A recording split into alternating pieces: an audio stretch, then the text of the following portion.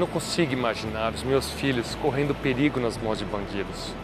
Pelos meus filhos, eu arrisco a minha vida, pois eu quero vê-los sempre a salvo. Eu não consigo ficar sem a comunhão com os meus filhos, saber de seus projetos, sonhos, desejos, compartilhar almoços, brincadeiras, viagens, chorar junto, sorrir junto e orar junto. Meus filhos são cheios de imperfeições, uma quantidade enorme, criticada por muita gente, mas são os meus filhos e apesar dos defeitos, o meu amor por eles é muito maior. 46ª Assembleia Geral do Presbitério da Igreja Adventista da Promessa.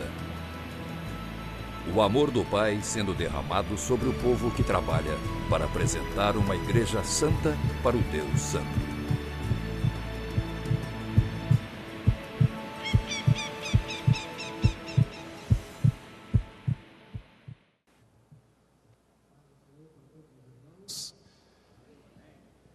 Por gentileza, irmãos, vamos folhear nossa Bíblia na primeira epístola de João, capítulo 3, versículos 1 e 24. Por gentileza, 1 de João, capítulo 3, versículos 1 e 24. Leremos na versão Almeida e atualizada da Bíblia Sagrada. Em nome do Senhor Jesus Cristo, a sua palavra assim nos diz: Vede que grande amor nos tem concedido o Pai, a ponto de sermos chamados filhos de Deus. E de fato somos filhos de Deus.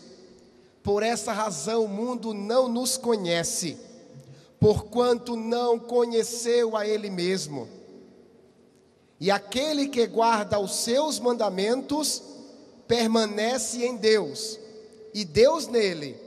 E nisto conhecemos que Ele permanece em nós, pelo Espírito que nos deu. Louvado seja o nome do Senhor Jesus Cristo. Os irmãos, por favor, podem se assentar. Novamente, que a paz de Cristo e a graça maravilhosa de Jesus permaneça no coração de todos. Tenho certeza que a bênção do Senhor já está operando em nossas vidas. Glorificamos ao nosso bondoso Deus nesse dia especial de celebração e aprendizado que Ele tem concedido a cada um de nós. Neste sábado estamos refletindo sobre o amor do Pai. Pela manhã, ouvimos a palavra de Deus em nossos corações a respeito do amor do Pai e a salvação dos filhos. Com base em João 3,16, constatamos que Deus nos ama tanto que enviou Jesus Cristo, seu único Filho, para morrer em nosso lugar, para nos conceder vida eterna. A manifestação do amor do Pai por nós se deu através de um evento histórico, a cruz do Calvário. O sacrifício de Jesus é a prova mais eloquente de que somos amados por Deus. A obra do Redentor Jesus Cristo na cruz é a prova mais contundente que somos amados pelo Senhor. E esse Pai que tanto nos ama, deseja se relacionar com os seus filhos, deseja ser amigo deles. E é exatamente sobre isso que iremos abordar nessa tarde. O amor do Pai e a comunhão dos filhos. Todos nós sabemos que no Jardim do Éden havia uma amizade profunda entre Deus e os seres humanos. Ao entardecer, Deus vinha e caminhava para conversar com Adão e Eva. Todos os dias, o pai amoroso tomava um chá da tarde com seus filhos. Mas infelizmente, irmãos, o pecado destruiu essa bela amizade. Em sua rebelião, o homem declarou guerra contra Deus. Porém, louvamos ao Senhor, porque pela morte de Cristo, o nosso Senhor Jesus Cristo veio selar a paz entre Deus e os homens. Como nos ensina o apóstolo Paulo, escrevendo aos Romanos, no capítulo 5, versículo 1. Sendo, pois, justificados pela fé, temos paz com Deus, por nosso Senhor Jesus Cristo. Mediante esta obra do Redentor, a inimizade foi desfeita, louvado seja o nome do Senhor. E o capítulo 3 da carta de 1 João, tem muito a nos instruir sobre este assunto. Essa carta que é conhecida como a epístola da comunhão com Deus. Se desejamos ter uma comunhão plena e completa com o Senhor, precisamos ler e praticar o que essa carta diz. Nela, João nos convida a nos aproximar sem medo desse Pai amoroso e ter comunhão com Ele. Queridos irmãos, Deus quer andar conosco, assim como fazia com Adão e Eva. No mesmo capítulo da nossa referência bíblica, o apóstolo João nos faz 3 importantes revelações a respeito dessa comunhão dos filhos com o Pai Celestial. E nesse momento iremos mergulhar nas Sagradas Escrituras para identificar essas verdades do Senhor para cada um de nós. Em primeiro lugar, meus irmãos, a essência da comunhão dos filhos com o Pai. É o que o Espírito Santo revelou ao apóstolo João.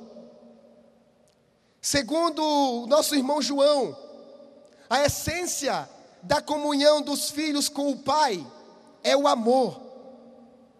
Se nós atentarmos para o versículo 1, perceberemos as palavras de João a respeito disso, dizendo: vede que grande amor nos tem concedido o Pai, a ponto de sermos chamados filhos de Deus.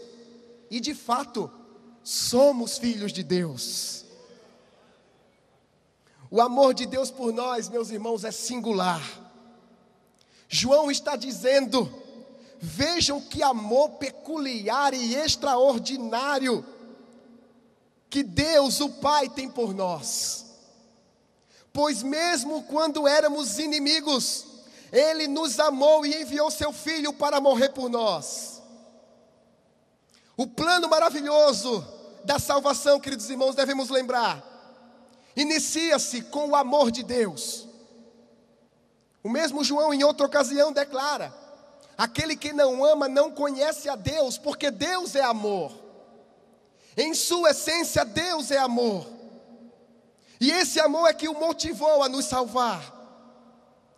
E a comunhão que temos com o Pai também é fundamentada nesse amor. O texto começa com a expressão: vede que grande amor. Na Bíblia Nova Versão Internacional, a frase parece ser um pouco mais clara.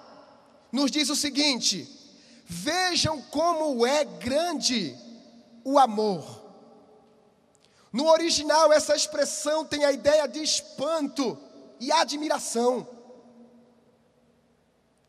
Segundo o apóstolo João, o Pai não apenas nos ama simplesmente, é um amor que nos causa espanto, é um amor fabuloso. E é exatamente por essa razão que Ele aplica a figura do relacionamento de pai e filho para demonstrar o amor de Deus. Porque é exatamente este relacionamento que Deus deseja cultivar conosco. Um amor de pai para filho, de filho para pai. Essa é uma das descobertas de João, ao ser inspirado pelo Espírito Santo. Que o amor de Deus é fabuloso. Mas ele também declara, continuando essa frase, que somos filhos de Deus. Esse segundo fato, meus irmãos, que João nos identifica, é admirável, é maravilhoso, porque nos faz lembrar que somos filhos do Rei. Assim sendo, podemos entrar com liberdade e ousadia na sala do trono, aleluias. Como diz Paulo em Romanos 8,17, e se somos filhos, então somos herdeiros, herdeiros de Deus e co-herdeiros com Cristo, aleluias. O mais precioso, irmãos, dessa história, é que Deus deseja se relacionar conosco. Ele não é um pai só de nome, nem é um pai ausente de forma alguma. Deus quer ser nosso amigo porque Ele nos ama. Veja que curioso, nesse capítulo João chama 2 vezes os leitores de amados, e não é por acaso. Ao declarar que eles são amados, nós aprendemos, irmãos, que também somos alvos desse infinito amor do Pai. Deus nos considera amados também. Me permita dizer, meu irmão e minha irmã, você e sua família são alvos do maravilhoso amor do Pai. Em 1 de João, capítulo 3, estendendo um pouco a nossa reflexão, dos versículos 1 até o 10, encontramos 3 verdades fascinantes a respeito do amor de Deus. 3 verdades maravilhosas. A primeira delas é a seguinte: o amor do Pai precisa ser percebido. A expressão "vede que grande amor" aponta para o fato de que qualquer pessoa do mundo pode perceber o amor de Deus. Simplesmente porque esse amor foi abertamente declarado e poderosamente demonstrado na cruz do Calvário. É importante lembrarmos, irmãos, que o amor do Pai não se trata somente de um sentimento, é uma ação. Não se manifesta apenas em palavras, é uma atitude, uma entrega. Não uma entrega qualquer, mas uma entrega de si mesmo. O amor de Deus não é abstrato, nem muito menos oculto. É concreto e explícito, louvado seja o nome do Senhor. Só não vê esse amor quem não quer. O amor do Pai precisa ser percebido. A segunda verdade fascinante que João nos apresenta é a seguinte: o amor do Pai pode ser experimentado. Se você puder, por gentileza, dê uma olhada no final do versículo 1. João nos diz: o mundo não nos conhece, porquanto não conheceu a Ele mesmo. No versículo 6 nos diz: todo aquele que permanece nele não vive pecando. Todo aquele que vive pecando não viu, nem o conheceu. Se nós procurarmos detalhes do texto, perceberemos que o verbo conhecer aparece 3 vezes nessas palavras que acabamos de ler. O interessante é que esse mesmo verbo aparece mais de 4 vezes nesse capítulo, nos versículos 16, 19, 20 e 24. Por que será que esse verbo aparece tantas vezes? O que o Espírito Santo quer nos ensinar com este verbo? No original, esse verbo é ginosco, vem do grego ginosco, que se refere ao conhecimento experimental. Não é um conhecimento qualquer ou um saber inato, mas um conhecimento através das experiências. O que isso nos ensina, irmãos? Só conhecemos o amor do Pai quando o experimentamos. Ou ainda, só podemos conhecer a Deus quando desfrutamos da comunhão com Ele. Mas o que seria comunhão do ponto de vista bíblico? Literalmente, essa palavra significa proximidade, comunidade, intimidade. Porém, nessa carta, 1 de João, comunhão está associada também a outra ideia. A ideia de caminhar ou andar juntos. Esse mesmo conceito é apresentado no versículo 7 do primeiro capítulo que João escreve na sua primeira epístola. Ele nos diz: se porém andarmos na luz, como Ele está na luz, temos comunhão. Comunhão, meus irmãos, comunhão com Deus, é andar com Ele como faziam Adão, Enoque, como também fazia Noé. Significa andar na direção de Deus. Como nos ensina o profeta, é preciso andar em santidade. Porque como andarão dois juntos se não estiverem de acordo? E Deus sendo santo, para que possamos andar com Ele, precisamos ser santo como é santo aquele que nos chamou. Louvado seja o nome do Senhor Jesus.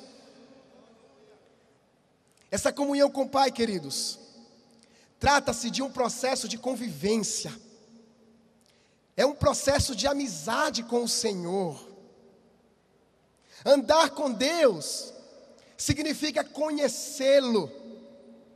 Conhecer a Deus significa amá-lo. Amá-lo significa ouvi-lo.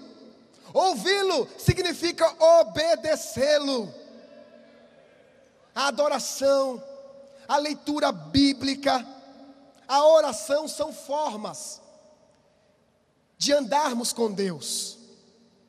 Só é possível conhecer a Deus nessa caminhada.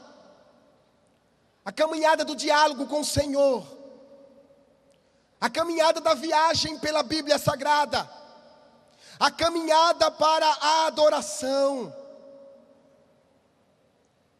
Diante dessa tamanha verdade, queridos, é importante refletirmos. Embora tenhamos uma vida corrida, cheia de afazeres, temos a plena ciência que é necessário termos comunhão com o Senhor. É necessário andarmos com Deus. E quanto tempo temos reservado do nosso dia a dia para caminhar com Ele e experimentar o seu maravilhoso amor? A palavra de Deus também é para ser refletida. Como disse o pastor Genilson, ela mexe com as intenções do coração. Ela é o martelo que esmiuça a penha. Ela transforma os nossos hábitos, transforma o nosso caráter. Além de declarar, irmãos, que o amor de Deus deve ser percebido, além de declarar que o amor de Deus deve ser experimentado, usado pelo Espírito Santo, João declara que o amor do Pai deve ser correspondido. O amor do Pai precisa ser correspondido. Além de perceber e experimentar, podemos também, irmãos, corresponder a esse amor. Mas como, pastor? Como podemos corresponder a este amor do Senhor por nós? A sua palavra é muito clara. Na mesma carta de João, capítulo 3, versículo 2 até a 10. Obedecendo aos seus mandamentos e fazendo a sua vontade. Lembremos, irmãos, que a obediência é a marca dos filhos de Deus. Mas por outro lado, a rebeldia é a marca dos filhos do diabo. No versículo 4, João declara: todo aquele que pratica o pecado transgride a lei. De fato, o pecado é a transgressão da lei. A palavra grega traduzida por pecado é hamartia, que significa errar o alvo, que pode indicar um deslize ou um equívoco involuntário. Contudo, nessa definição bíblica, o pecado é muito mais sério. É insistir em fazer a sua própria vontade e contrariar a vontade de Deus expressa na sua lei. Segundo as Sagradas Escrituras, irmãos, pecado é rebelião contra o Criador. No versículo 9, João expressa essa verdade para nós. Todo aquele que é nascido de Deus não vive na prática do pecado, pois o que permanece nele é a divina semente. Isso não quer dizer que o cristão está livre da presença do pecado e que nunca mais irá pecar. Sabemos que somente por ocasião da volta de Cristo, o pecado será extirpado completamente do meio do povo de Deus. No entanto, queridos, essa palavra de João nos informa que o servo de Deus, como tem a semente do Espírito, não vive na prática contínua e habitual do pecado. Não fará da rebeldia seu estilo de vida de forma nenhuma. Na verdade, quem já contemplou e experimentou o amor de Deus, não deseja pecar contra esse amor. Fica constrangido a obedecê-lo. Qual é o nosso desejo? Qual é o seu desejo, meu irmão, minha irmã? Seu desejo é corresponder a esse amor? Ouçamos isso. Não devemos obedecer a Deus por medo, mas por amor e gratidão. A obediência deve ser algo natural e não forçado. A obediência faz parte do DNA dos filhos de Deus. Ser filho de Deus, meus irmãos, é algo extraordinário. Sabemos que existem inúmeros benefícios, mas não devemos esquecer que também implica responsabilidades. Malaquias 1:6, somos chamados para honrar o nosso Pai. Em Efésios 5, versículo 1 e 8, o apóstolo nos informa que devemos ser imitadores de Deus como filhos amados e andar na luz como os filhos da luz. Mas acima de tudo, Pedro declara em sua primeira epístola, no primeiro capítulo, 14º versículo, que devemos ser filhos obedientes. Temos a honra de sermos filhos de Deus, mas é necessário sermos filhos obedientes ao Senhor. É assim, queridos, que se dá nossa comunhão com o Pai. A base de tudo é o amor. Esse amor é a essência da comunhão. O Pai nos ama e deseja andar conosco. E nós, quando olharmos para a cruz e contemplarmos esse tão grande e sublime amor, sempre ficaremos deslumbrados. Lembraremos o quanto Deus nos ama. E com a gratidão que o Espírito Santo coloca em nosso coração, sempre buscaremos agradar o Pai e corresponder a este imenso amor.